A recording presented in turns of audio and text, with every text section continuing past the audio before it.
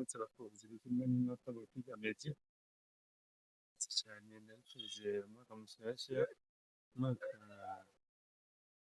mwiza cyane, umwaka mwawutanguye uretse ko mwese mwawutanguye neza, ariko nawe utageze neza reka tubifurize kuroranirwa mu byo barimwo, reka tubifurize gutera imbere, reka tubifurize amagara meza, tubifurize imigisha. Iki kintu nanje mu cyumba ko ndashobora kuba ubwo umunsi nubwo umenga twari twacerewe, twari gucererwa gusa, ahubwo hari n'ibintu bitugora bimwe bimwe, ariko turashaka amahoro, bashaka kubasaba imbabazi bwa mbere. Reka tubasaba imbabazi kubona twari twacerewe, kubashoboye kurangiza umwaka neza byabaye byiza cyane, kubashoboye kuwurangiza nabi ntabwo dutangana, kuko byama bibaho kandi birashika cyane. Ego reka tubifurize umwaka mushasha mwiza rwose, mwebwe mwese ko mwandukurikirana. Uno munsi tugiye kuza rero, uno munsi uza kurabira hamwe ibintu bitatu. Icya mbere baze kurabira hamwe mbega umwaka wa 2025 wagenze gute, niki twahuye nabyo, nyambara intambamyi, nyambara ibyiza. Umwaka wa 2026 uzokora gute, tuzova hehe, tuzogera nihe twavuye, dukeneye kongerako. Ikintu cyose habaho amelioration, ikintu cyose kitarimo amelioration burya ikiba ari ikintu cy'ukuri. Uyu munsi rero tuje kuyaga namwe bakunzi b'ikinyamakuru Butiga Media, basaba bwa mbere banze mugire subscribe inosa no kugira ngo twibere umuryango munini. Utakoze ibyo bwa mbere, utakoze ubwa mbere muri 2025, utakoze subscribe muri 2025, 2026 izatanguye 2026, twese dukore subscribe icyarimwe kugira tube umuryango munini cyane, umuryango wagutse, umuryango uyaga ibintu by'iterambere, umuryango wigisha ibintu by'ingirakamaro. Rero n'ubu ndasubiye kwibutsa ngo tugire subscribe kugira ngo twibere umuryango munini cyane. Umunsi rero turaje igute umwaka wa 2025 wagenze kubanje kuri jewe, wagenze neza n'ukuri sinobihakana, kubera ko ivyo nakeneye gukoramwo bike muri byo, atari bike narabikoze, narabishitse byinshi narabikoze, hariho ababizi, abatabizi, ababibona n'abatabibona. Ego rero utangure kimwe ku kindi, ariko umwaka wa 2025 rero wabaye umwaka umeze gute, wagenze gute, byagenze gute, watanguye gute. Ku bwanje kuri jewe umwaka wa 2025 wabaye umwaka mwiza cyane, kubera ko ngiye kuraba nkagira evaluation, nkagira isuzuma, ndabona neza hari byinshi nashoboye kuba narafashije, ariko nashoboye kuba nagezeko, ari gusa aho ntarashika hari n'ibindi byinshi naboza kugerako. Rero jewe na wewe turi hamwe, jewe na wewe dusize hamwe, tugafatanya mu mutima w'urukundo, muri wa mutima nyene wo gufashanya, wo gukorera hamwe, nta kintu na kimwe tuzogera bigishikako, kubera ko n'Imana ihezagira abari hamwe bumvikana, uburyo bumwe, intumbero imwe. Ibyo byose nuko Mukama ababibona mwe kumekorera hamwe, agaheza akabahezagira ibikorwa. Ikintu kizanye ibone Imana yavuga ngo nzohezagira ibikorwa by'ibiganza byanyu. Mumaze kuvuga izohezagira ibikorwa by'ibiganza byacu, nta kindi gisigaye atari kugira umuryango umwe, imboni imwe, kwerekeza mu nzira imwe, Burundi bwifashe, Burundi buteye imbere, kugira ngo tubishikeko. Rero nuko jewe nabo dufatana ukuboko, tugakwegana, tukagira cya kintu bita imissionnaire de valeur.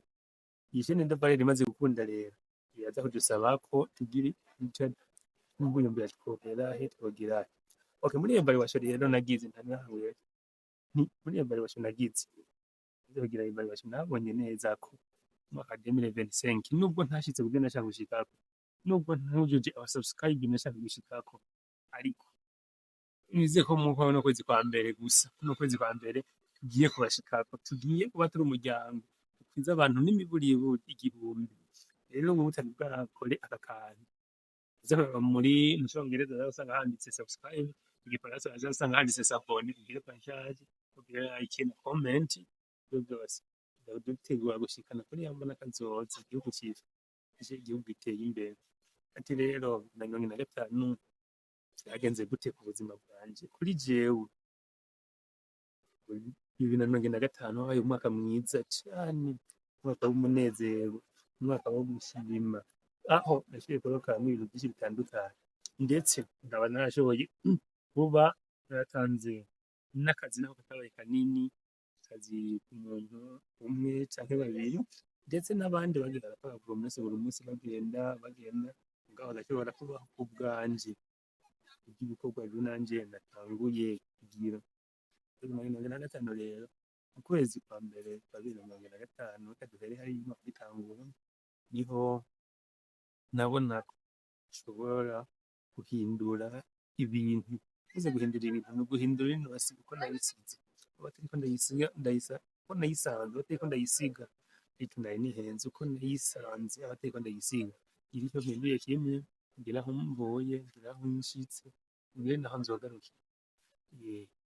Abantu bambona umenga n'ubusazi, ariko si ubusazi namba, ahubwo ni ugutegura akazoza kanje n'akabazonkomokako, n'ak'igihugu, igihugu cose kizoshikirwe umugabo bivuye kuri jewe. Nje nkeneye kuba bavuga nk'imbona kazoza y'abandi canke y'urundi rwaruka, ndetse n'abakuze bose. Uwo wese wese afise ivyo ashobora gusangiza naka mugenzi wiwe, ahawe ikaze aze abimusangize kugira ngo twese Uburundi butere imbere, Uburundi butere igomwe. 2025 niho ari umwaka novuga ati ndatanguye urugendo. Rwari urugendo runini cane kubera nari ntanguye kwirondeza, nkora iki nsubira kiriya kugira ngo ndabe ko ari ahantu nzova canke nzokura naka nkasubira nkamushikana. Aho uno musi bariko murambona hano, bariko murankurikirana, ndi imbere yanyu ari jewe, ariko ejo sinari nkeneye kuza ndi jewe jenyene, nkeneye kuzana ekipe nini cane, kuko mwebwe mwafyonze subscribe, burya nimwe b'agaciro kanini. Ukaba warafyonze subscribe, big up sana. Nawe ukaba utaragifyonda, raba aho hepfo gatoya handitse subscribe, niwatonda subscribe nta na kimwe bizoba bigutwaye, nta kimwe bizoba bitwaye, ahubwo biza kuba ari amavuta yinjiye mu yandi, biza kuba ari umunezero munini cane. Reka twige rero kuko vyagenze 2025, uko vyagenze 2025. 2025 umwaka mwiza cane, umwaka nashoboye gutanguramwo ibintu vyinshi. Nshobora kuvugira hano imbere ya kamera ubu nyene, canke nzoza ndabivuga buke buke intambwe ku yindi. Aho nashoboye kubaka ibintu bitari biki, kandi yambo umeze neza. Nashoboye kubaka ibintu bitari bike, nashoboye kubishika ari hato, dufise aho twavuye. Ku bisanzwe ko ni ukuvuga twaravuye ku ntambwe runaka tuja ku yindi. Iyo ntambwe rero twagiyeko niyo gushima, yo gukenguruka, kandi ni vyiza cane. Ni umunezero udasanzwe kuri twebwe, no ku gihugu, no ku Barundi, no ku Burundi, ndetse n'uwo wese abona udukorwa dukora arico bishobora kuba biriko biramwunganira, cane cane nko kunyiriza urugendo, kumukura aho atoshitse bikamushikana ahandi, kumukura aho atokwigejeje bikamushikana ahandi. Uno munsi rero nivyo twiteje kuyaga, no kwitegurira neza, tukagira umushinge, intambwe ku yindi. Umwaka wa 2026 ukaba umwaka w'igitangaza, kubera ko ni naho dufise ihangiro ryo gushikira Uburundi bwifashe. Ni kuvuga ni umwaka wa mbere wo gutangura kwitegurira 2040, Uburundi bwifashe 2060, Uburundi butera imbere. Ariko ibi vyose nuko dufise ya ntambwe, ngo dufise rya semo waca muri ya 2025, aho twashoboye kubaka ibitari bike, twashoboye kubaka amaturiye atari make, twashoboye kubaka n'utundi nyene duke mugabo dushobora gutanga akazi kuri bake canke benshi bibaye ngombwa. Rero nkaba ndiko ndahanura wewe nawe wagize ico ushirako 2025, canke ufise ico uriko urategura 2026, ukoreshe inguvu zose, ukore cane, ukoreshe ubwira, umwete, ukerebutse, kugira ngo tujane twese tujyane twese, utanga akazi ku bantu muri kumwe mu karere ngaho, nanjye nsubire ntange akazi ku bantu turi kumwe ngaho, n'ujya naka nawe asubire yiyumvire kuko kuba yotanga akazi kurya wundi muntu aza kumushikana cyane, burya kintu uza gushikana uwundi mugenzi we ajya imbere yiwe. Rero uzakurikirana kino kiganiro gushika kimara cyose, urumva ko hatakeneye kwimukwiye ubu buhombe cyane, ubu buhombe kubera ko iki kiganiro waje gucungamo intahe nini cyane, cyangwa uzoza urumva intahe nini cyane, mugabo ni muri cya gihe uzoba wagize subscribe tukava kw'aba bantu bake tugezeko tukaduga tukiyunguruza tukagera kure kure hashoboka. Nimba gutera imbere kugera kure cyangwa nimba gutera imbere kugera kure cyangwa ari kuja hejuru, hejuru hano hatonezera jewe nawe tujyanye hejuru, twese twashobora kuba turi mu munezero, twashobora tuba turi mu byiza byinshi, mu byiza biteye imbere cyane, kubera ko jewe icyo nkora nawe ugasanga uriko uragikora cyangwa nako ariko aragikora, cyatugira iki cyaduhuza, turonka ya chaîne de valeur imeze neza, turonka bwabwira, turonka bwabukerebuzi, turonka bya bintu byose. Kumbure naka arafise icyo cyamunaniye kiriya gihe, ariko ubwo amaze kubona nawe aragishoboye, aca atangura kugira kwigirako. Rero no munsi kuri turi muri collaboration, turi muri en collaboration hano mu gakino gihugu cy'u Burundi, turi muri en collaboration hano muri Afrika yacu, kuvuga ko ikintu gishasha kiragoye kwiyumvira, ariko ukora bya bintu bariko barakora abandi, ariko ukabikora neza cyane, ukabikorana umunezero, umutima w'urukundo, ukabikorana ubwira. Ako kazi kose ukora ujye ni keza, ako kazi kose uriko urakora ni keza cyane, ahubwo ufise ubumenyi bungana gute muri aka kazi uriko urakora, ufise ibyizigiro bingana gute muri kano kazi uriko urakora. Rero ikintu cya mbere ikinyamakuru urabona ko cyitwa ngo kwiga meki, ni kuvuga ahantu ino si igizwe no kwiga ibintu bishasha, atari ya mashuri batujyana ko ngana yo nyine singombye kuyavuga nabi oya, kuko atanga ubumenyi bw'ibanze, ariko ino si nayo yashobora kukwigisha aho itagira amakaye, atamakaye ifisi ikagushyira mu ishuri ukaba umuntu munini cyane kandi wigishijwe n'isi gusa. Uyu munsi rero ibyo turiko turayanga ngaha imbere kumera na mwebwe mwese abakunzi abakunzi n'abanzi, mugende ajye muri commentaire mwandike mumbwire muti iki kintu uriko urakora ni cyiza canke iki kintu uriko urakora ni kibi, uragikora neza cyane. Yambohewe meze neza, urakomeye, ugiye mw'isoko abatwese ndi ngahe nyene, meze neza, ariko meze neza sawa ati aza kuzura ariko byabonetse. Okay, umusori mbabarira cyane ndabakiriyemo, ariko niko ndavuga ati iyi si igizwe no kwiga gusa, kuko ikintu cyose tutari kwiga nta kintu na kimwe tuzopfa tugezeko. Dutegerezwa kwiga tugashyiramo inguvu, uburyo, ubukerebutsi, ubwira, kuko umunsi wose uzokwiga ikintu icyo ari cyo cyose ukacigana ubwira, ino si yoyo uzokironka umusaruro mu gihe atakintu na kimwe uriko uriga. Mu gihe wivanga mu by'abandi ugasanga uta wa mwanya wawe ugiye gukora cya kintu, ugaca wa mwanya wawe cya kintu wagihevye, uzosanga uyu munsi atakintu na kimwe uriko uragerako, uguma wifuza. Ahubwo reka kuva mu bya byifuzo ugashikira cya kintu ukagikorako, kuko bavuga ngo tushyire hejuru, uyu munsi wose uzogikorako niwo munsi nawe uzoba ufise ubushobozi bwo kugitunga, uno munsi uzoba ufise ubushobozi bwo kugitunga, niwo munsi uzoba ufise ubushobozi bwo kwicara n'abandi bantu.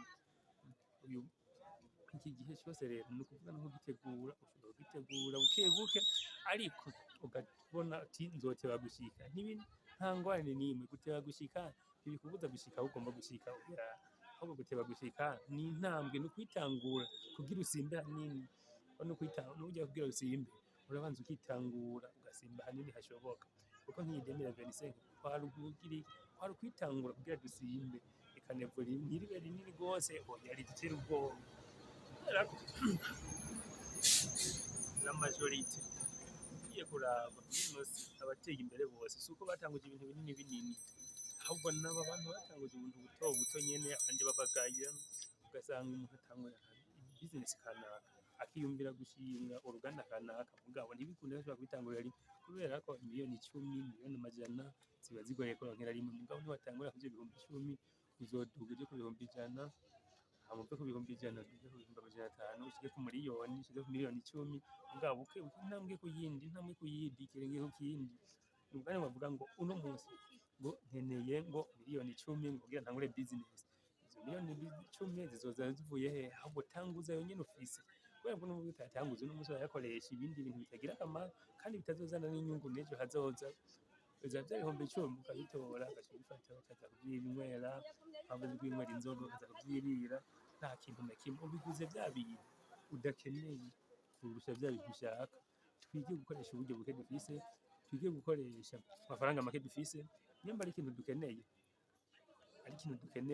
cyo kiba muri plan B iyo plan B rero ivuga ko ikintu utagikora kubera ugishaka ahubwo igikora kubera ugikeneye ikintu ukeneye rero ni cya kintu utakigura uzohomba cyangwa utagikora uzohomba iki kintu rero utagikora uzohomba cyangwa utagikora uzohomba nicyo kintu ukeneye ariko cya kintu ushaka ni cya kintu naho uba utari kironka naho utakigura muri ako kanya gitegerezwa kubw'umubyeyi gitegerezwa kuguma umuzima utegerezwa gutegera guhinduka mu kintu na kimwe guma mubandanye nayo mpamvu rero iki kinyamakuru cyanyu nicyo kwigira umuntu wese uza kwandika kwiga media ndabasha kubona ikinyamakuru cyanje aricyo cyawe twige dusangizanye ubumenyi kugira ngo dushikire ihangiro dushikire imbona kazoza Burundi mwifashe Burundi buteye imbere turi kumwe twese birashoboka imbere ni heza cyane turiko turakora twese nta kintu na kimwe kizotubuza gushika ariko gusa ikibazo nuko abandi cyane intege abandi tukavugana ibintu bitagira akamaro mu gihe bifise akamaro nakantari bikwereke okay uriyumvira gukora business kanaka nk'ubu dufata akarorero uyumvira gukora business kanaka iyi business rero kugira itangure yeza gusaba uburyo umaze gusaba uburyo yeza gusaba ubwizigirwa umaze gusaba ubwizigirwa yeza gusaba ubumenyi ibi bintu byose waza kubikwije niba ubikwije bizakaba ari byiza cyane ariko niba utabikwiza habura iki kugira ngo ubikwize cyangwa ngo ugerageze igice cyabyo ugikwize ni ikihe kintu kibura ubona ubura iki muri ibyo bintu byose ko ari ibintu andika muri commentaire icyo ubona kugira ngo tugire iki dufatane ukuboko dukweganye dusubire gukorera mu kibiri tugende mu kibiri intambwe ku yindi kubera ko tutagenda mu kibiri tuzokama tuvuga ko dukenye tuzokama tuvuga ko